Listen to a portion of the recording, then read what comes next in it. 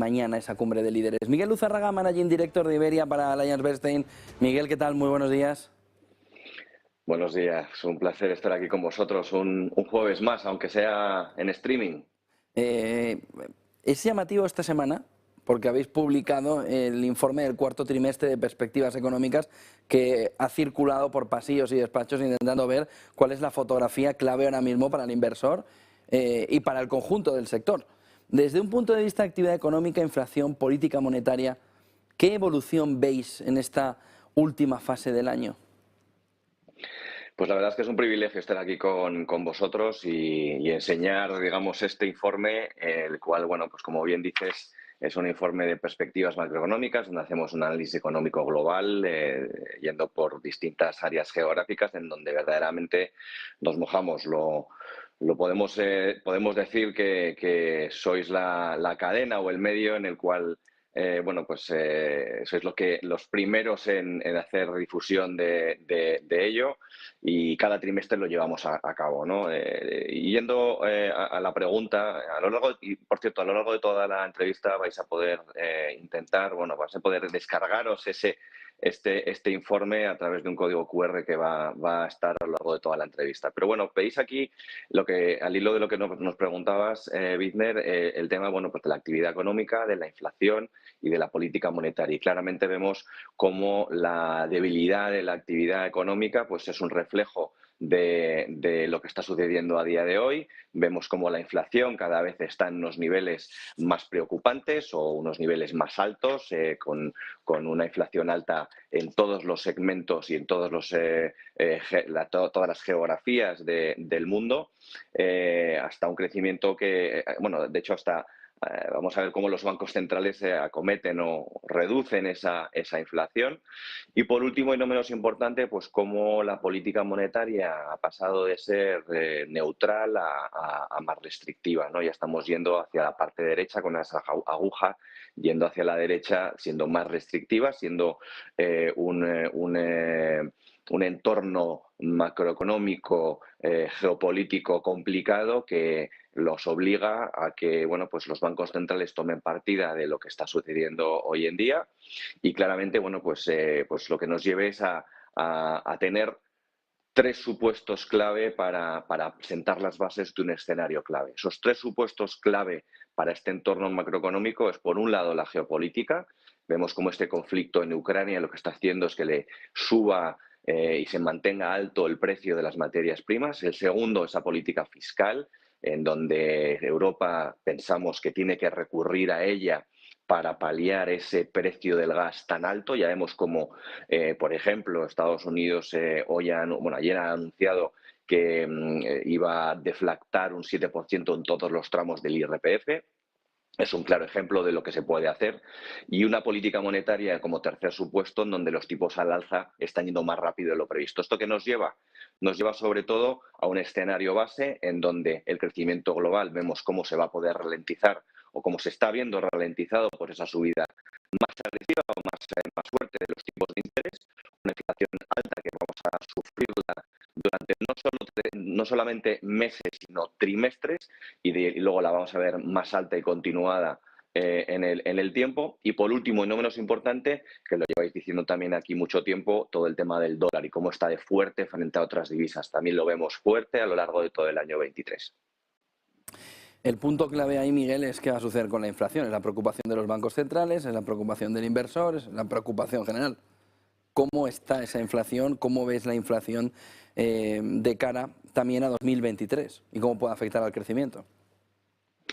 Pues sí, ese es el tema clave a día de hoy, es donde nos tenemos que centrar. Cada uno de los meses que tengamos con inflación elevada, el camino al aterrizaje, digamos, más suave va a ser menor, ¿no? Por lo tanto, hemos pasado de fijarnos en una inflación en los bienes, ahora a una inflación en los servicios de una manera más generalizada, y la última pata que nos falta es la inflación de la vivienda, y más en particular, ya que existe un gap, existe un decalaje en lo que entre el precio máximo de la vivienda, sobre todo en Estados Unidos, y su reflejo en la inflación. Eso es la última pata que tenemos.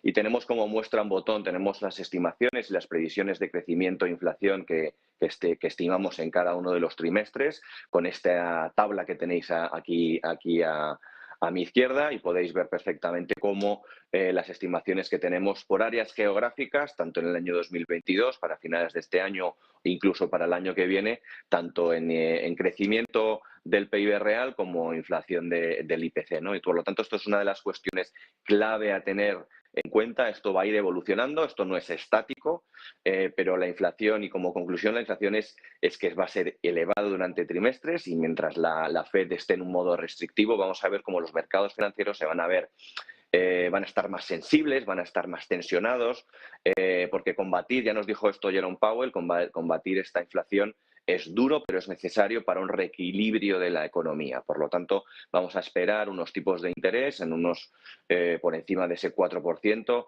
lo cual pues va a generar pues oportunidades también, que también hay que decirlo, pero sí que es cierto que vamos a tener un crecimiento moderado, como podemos ver en esta tabla, incluso negativo a lo largo de todo el año que viene. La buena noticia, Wisner, la buena noticia aquí es que nos enfrentamos a esta crisis, a esta situación, a este entorno macroeconómico, con los hogares y las empresas en mejor forma que en otras crisis, en donde los ahorros están siendo mucho más o son mucho más altos que el pasado, pero también las deudas son menores que en el pasado, tanto en los hogares como en las empresas. Por lo tanto, es una buena noticia, a lo mejor no es suficiente, pero tenemos mejor colchón que en otras crisis en el pasado. ¿Qué implica esta situación también para los mercados financieros? ¿Cómo lo veis?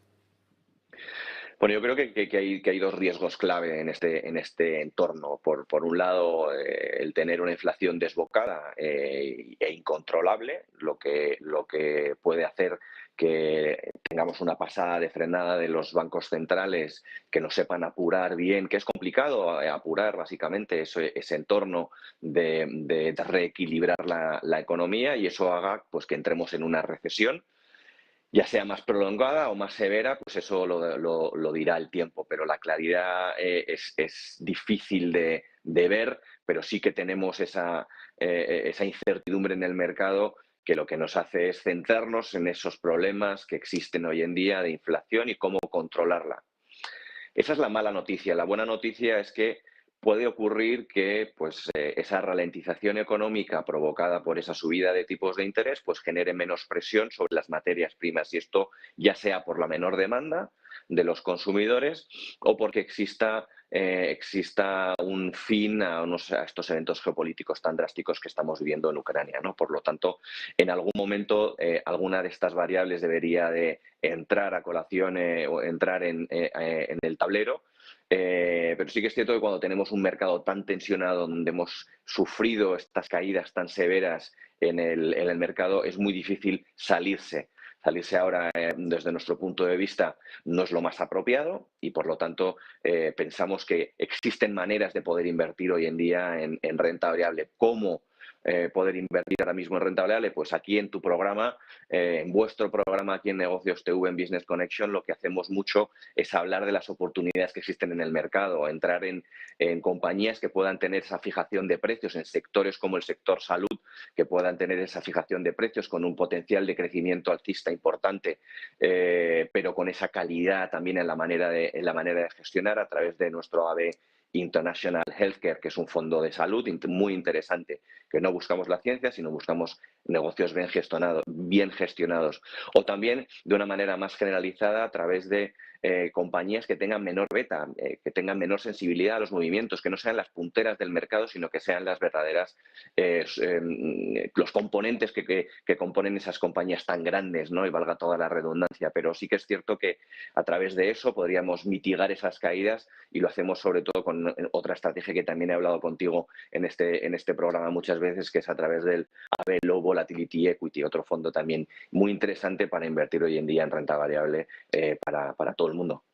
Pues cogemos esas referencias, que además ya hemos escuchado antes, para poder ponerlas ahora mismo en una posibilidad de retorno del mercado, de cambio de nuestra cartera, etcétera, para ver cómo, sobre todo, este rally de fin de año y el 23. Miguel Luzárraga, Managing Director para Iberia de AllianceBernstein. Buen día, buen negocio. Igualmente, gracias. 9:09 de la mañana.